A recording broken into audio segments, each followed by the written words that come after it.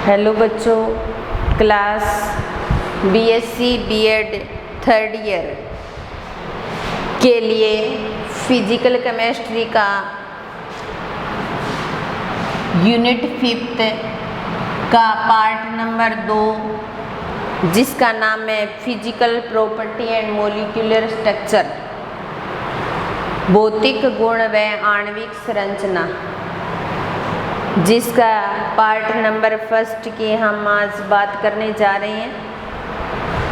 ये जो टॉपिक है वो BSc BEd third year class के लिए है। कुछ बातें इससे संबंधित आपने 12th में, फर्स्ट ईयर में, सेकेंड ईयर में थोड़ी बहुत बातें पढ़ी हुई भी हैं जिनकी हम चर्चा करेंगे। तो पहला टॉपिक आता है प्रकाश सक्रियता। प्रकाश सक्रियता कुछ टॉपिक जो हैं इसके वो जो हमारी स्टीरियो केमिस्ट्री वाली यूनिट है ऑर्गेनिक केमिस्ट्री में, उससे संबंधित हैं। तो प्रकाश सक्रियता या ऑप्टिकल एक्टिविटी कह सकते हैं इसको, क्या बोल सकते हैं, ऑप्टिकल एक्टिविटी। ऑप्टिकल एक्टिविटी वैसे थ्योरेटिकल यूनिट ही है ये। ऑप्टिकल एक्टिविटी, प्रकाश सक्रियता।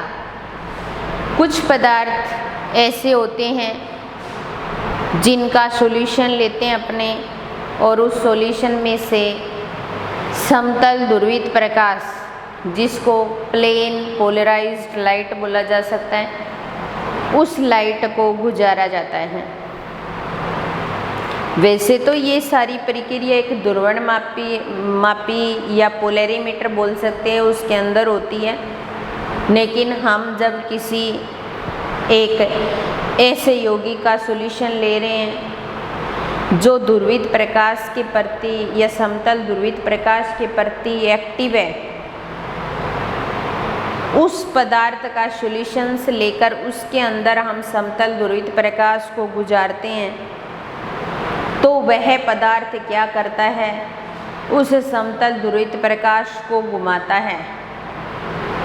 अब घुमाने के दो तरीके हो सकते हैं, वो या तो उसको क्लॉकवाइज घुमा रहा है या एंटी क्लॉकवाइज। अगर वो क्लॉकवाइज घुमा रहा है, घड़ी की दिशा में घुमा रहा है, तो उसको बोला जाता है दक्षिणी ध्रुवण घूर्णक। अगर वो क्लॉकवाइज घुमा रहा है उसको, तब उसको बोला जाता है दक्षिणी ध्रुवण घूर्णक। ध्रुवण घूर्णक कैसे घुमाता है, इसके बाद में हमारा नेक्स्ट टॉपिक आएगा समतल ध्रुवित प्रकाश, उसको पढ़ेंगे हम, उसमें करेंगे ये चीज़ें। और अगर ये एंटी क्लॉकवाइज घुमा रहा है उसको, तब उसको बोला जाता है वाम ध्रुवण घूर्णक। तो कुछ यौगिक तो ऐसे होते हैं जो समतल ध्रुवित प्रकाश को घुमा देते हैं, और कुछ यौगिक ऐसे होते हैं जो समतल ध्रुवित प्रकाश को नहीं घुमाते।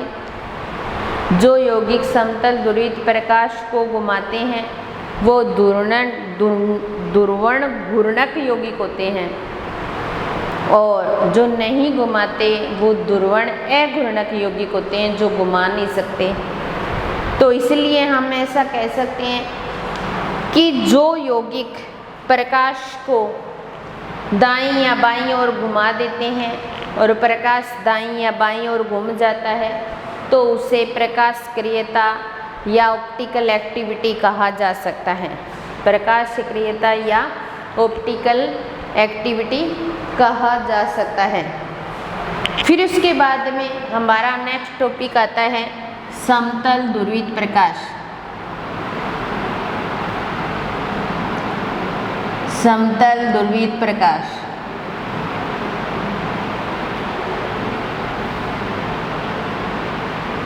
जिसको बोला जाता है plane polarised light. Plane polarised light, plane polarised light. या समतल ध्रुवित प्रकाश।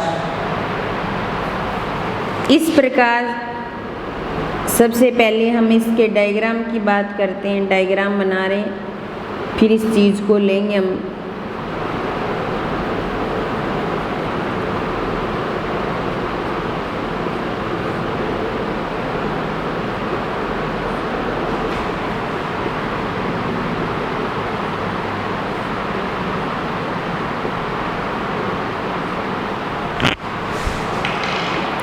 प्रकाश स्रोत जिससे एक वर्णीय प्रकाश प्राप्त किया जाता है और इस एक वर्णीय प्रकाश को निकोल प्रिज्म में से गुजारेंगे। तो पहले हम डायग्राम को कंप्लीट कर लेते हैं, फिर इन पर चर्चा करेंगे। इसको हम सोडियम लैंप लिख सकते हैं।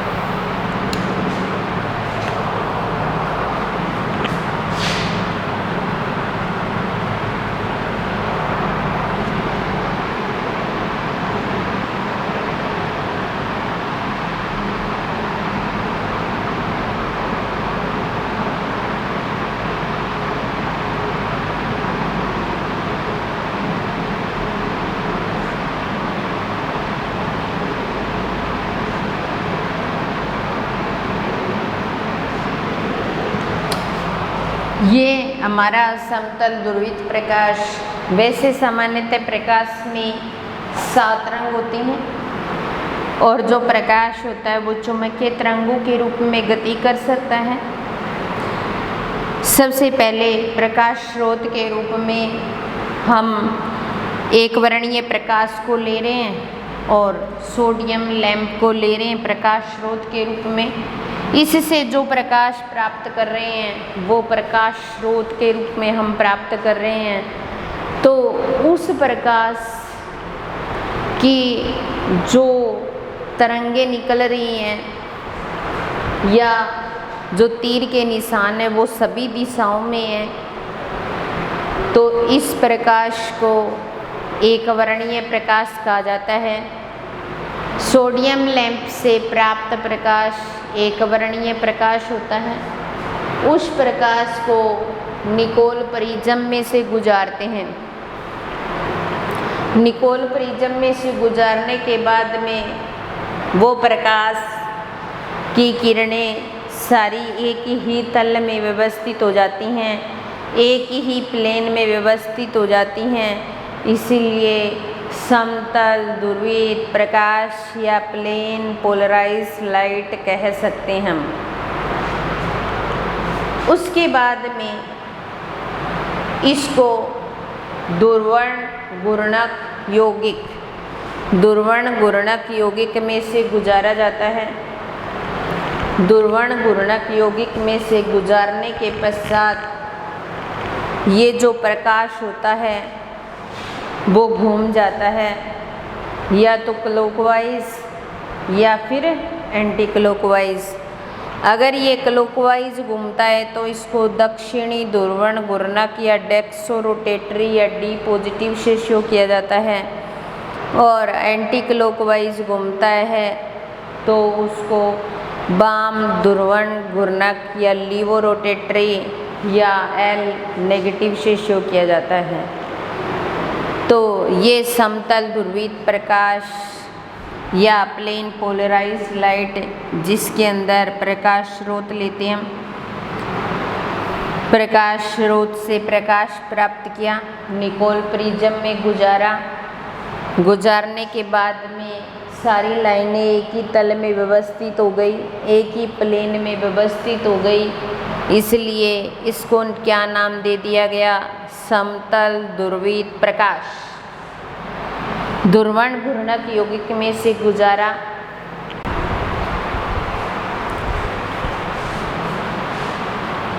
हम समतल ध्रुवित प्रकाश की बात कर रहे थे। प्रकाश स्रोत को निकोल प्रिज्म में से गुजारा और समतल ध्रुवित प्रकाश प्राप्त हुआ, जिसको ध्रुवण घूर्णक यौगिक में से गुजारा क्लॉकवाइज और एंटी क्लॉकवाइज, जिसको दक्षिणी ध्रुवण घूर्णक, वाम ध्रुवण घूर्णक, डेक्सो रोटेटरी, लीवो रोटेटरी या डी पॉजिटिव या एल नेगेटिव से हम शो करते हैं। इस पर हम चर्चा कर रहे थे। तो देखिए, हमने ध्रुवण घूर्णक यौगिक लिया है तो उसके लिए ध्रुवण मापी काम में लिया जाता है। ध्रुवण मापी के अंदर 1 डेसीमीटर लंबी की एक नली होती है, उसके अंदर इस पदार्थ को भरा जाता है। हमारा नेक्स्ट टॉपिक ध्रुवण मापी होगा, हम उसमें पढ़ेंगे, लेकिन थोड़ा सा मैं बता देती हूँ कि ध्रुवण मापी 1 डेसीमीटर लंबी एक नली होती है, उसके अंदर इस ध्रुवण घूर्णक यौगिक को भरा जाता है। तो ये क्या करता है? समतल ध्रुवित प्रकाश को घुमाता है, या तो क्लॉकवाइज या फिर एंटी क्लॉकवाइज। क्लॉकवाइज घुमा रहा है, इसका मतलब ये हुआ कि ऐसे करके देखेंगे कितना घूर्णन हुआ है, उसके लिए एक घूर्णन कोण बनेगा। घूर्णन कोण की वैल्यू आएगी, और जिसको प्रेक्षित या विशिष्ट घूर्णन कह सकते हैं। क्या कह सकते हैं? प्रेक्षित या विशिष्ट घूर्णन। तो इसको हम साफ कर लेते हैं। एक घूर्णन कोण की बात करते हैं, क्योंकि घुमाने के पश्चात कोई ना कोई एंगल बनेगा और उसको विशिष्ट घूर्णन नाम दे दिया जाएगा। क्या नाम दे दिया जाएगा? विशिष्ट घूर्णन। तो विशिष्ट घूर्णन, विशिष्ट घूर्णन जिसको अल्फा से प्रेक्षित किया जाएगा T डिग्री सेंटीग्रेड और लैम्बडा से, और अल्फा प्रेक्षित बटा में L इंटू में C, इस प्रकार से इसको शो किया जाता है। अल्फा क्या होता है? प्रेक्षित घूर्णन। क्या होता है? प्रेक्षित घूर्णन। T डिग्री के लिए क्या नाम दिया जाता है? विलियन का टेम्परेचर। इसको क्या नाम दिया जाता है? विलियन का टेम्परेचर। और लैम्बडा तरंग दैर्ध्य से शो किया जाता है, और L 1 डेसीमीटर लंबी नली की लंबाई नली की लंबाई, 1 डेसीमीटर लंबी नली की लंबाई, इसे से शो कर सकते हैं हम। सी जो होती है वो सांद्रता, सी क्या होती है? सांद्रता। किसकी सांद्रता? विलयन की, कि जो विलयन हम ले रहे हैं वो किस टाइप की सांद्रता का है। अब विशिष्ट घूर्णन से हमें ज्ञात करना है आणविक घूर्णन। क्या ज्ञात करना है? आणविक घूर्णन। और आणविक घूर्णन ज्ञात करने के लिए हम क्या करेंगे? एक तो विशिष्ट घूर्णन लेंगे। क्या लेंगे? एक तो विशिष्ट घूर्णन लेंगे और उस विशिष्ट घूर्णन के साथ अणुभार से मल्टीप्लाई करेंगे और बटा में क्या लगा देंगे? 100। तो इस आधार पर आणविक घूर्णन का मान ज्ञात हो जाएगा। आणविक घूर्णन का मान ज्ञात हो जाएगा। यहाँ पर हमने विशिष्ट घूर्णन ज्ञात किया है। इस विशिष्ट घूर्णन का मान बदल भी सकता है, चेंज भी हो सकता है। चेंज कैसे हो सकता है? कुछ जो कारक होते हैं वो इसको प्रभावित कर सकते हैं। सबसे पहली बात हम तरंगदैर्ध्य की बात करते हैं कि यहाँ पर हम प्रकाश जो लेते हैं वो कितने तरंगदैर्ध्य का लेंगे, कितनी वेवलेंथ की लाइट लेंगे, उससे भी उसका जो विशिष्ट घूर्णन होगा वो चेंज हो सकता है। कि हम क्या करें कि जो अगर ज़्यादा लाइट डाल रहे हैं तो विशिष्ट घूर्णन अलग आएगा, हम कम लाइट डाल रहे हैं तो विशिष्ट घूर्णन अलग आएगा। तो तरंगदैर्ध्य इस विशिष्ट घूर्णन को चेंज कर सकता है। विलयन का टेम्परेचर, अब इस घूर्णन कोण को कौन कौन प्रभावित कर सकता है? हम उन कारकों की बात कर रहे हैं, प्रभावित कारक। ठीक है, तो सबसे पहले लाइट, और लाइट किस फॉर्म में ली जाती है? तरंगदैर्ध्य की फॉर्म में ली जाती है। दूसरा विलयन का टेम्परेचर, विलयन का टेम्परेचर या विलयन का ताप। तरंगदैर्ध्य, विलयन का ताप, विलयन का जो टेम्परेचर होता है वो भी इसको प्रभावित कर सकता है कि हम जो विलयन ध्रुवण घूर्णक यौगिक ले रहे हैं उसको विलयन बनाकर ही ले रहे हैं, तो उसका टेम्परेचर अगर अधिक है तो घूर्णन कोण का मान बदल सकता है, और विलयन के टेम्परेचर का मान अगर कम है तो घूर्णन कोण भी बदल सकता है।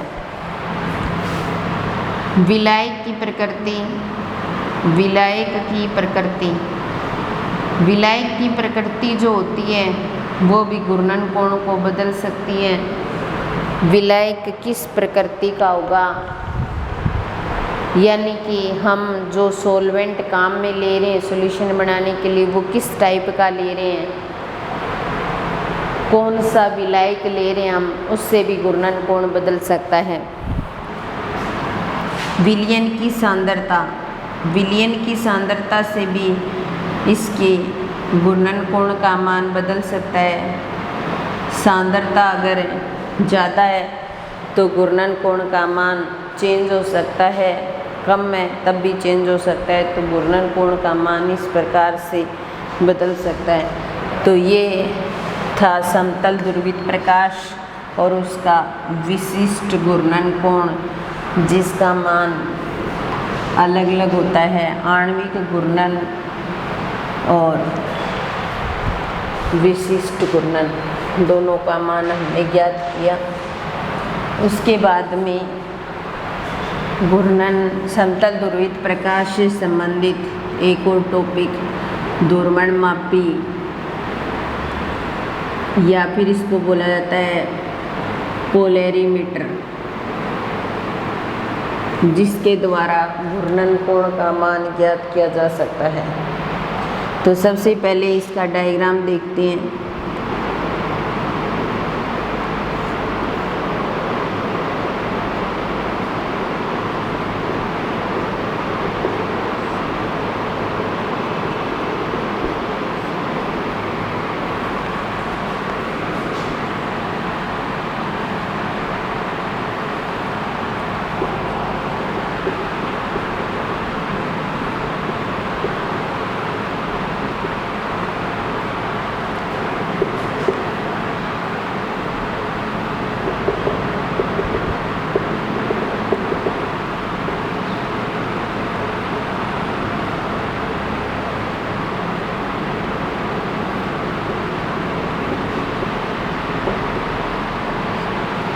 ध्रुवण गुणक यौगिक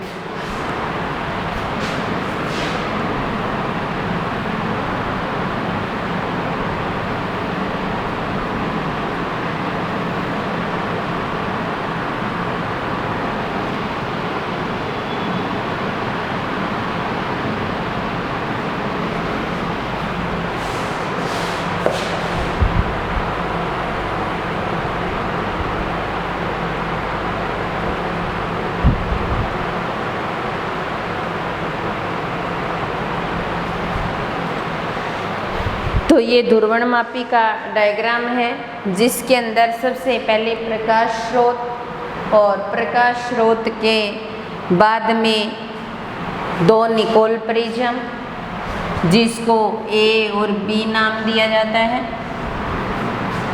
सॉल्यूशन को एस नाम दिया जाता है और लेंस को एन। प्रकाश स्रोत से प्रकाश निकोल प्रिज्म में जाएगा। ये जो निकोल प्रिज्म होगी वो ध्रुवक का काम करेगी यहाँ पर। फिर ध्रुवण घूर्णक यौगिक जिसको ऐसे से शो किया जा रहा है, और ये जो निकोल प्रिज्म होती है जिसको बी से शो किया जाता है, विश्लेषक एनालाइजर का काम करेगी। और लास्ट में क्या है हमारे पास, लेंस है। तो सबसे पहले प्रकाश स्रोत से प्रकाश लिया, निकोल प्रिज्म में से गुजारा, ध्रुवण घूर्णक यौगिक उस पोलैरिमीटर के अंदर 1 डेसीमीटर जो नली होगी उसके अंदर सॉल्यूशन भरा होगा। कौन सा, ध्रुवण घूर्णक यौगिक। उस सॉल्यूशन में यहाँ से आए हुए प्रकाश को डालेंगे और उसके बाद में नेक्स्ट जो निकोल प्रिज्म है वो उसको विश्लेषित करेगा। हम लेंस की सहायता से आई पीस यानी कि आँख का एक टुकड़ा या एक आँख से हम उसको देखेंगे।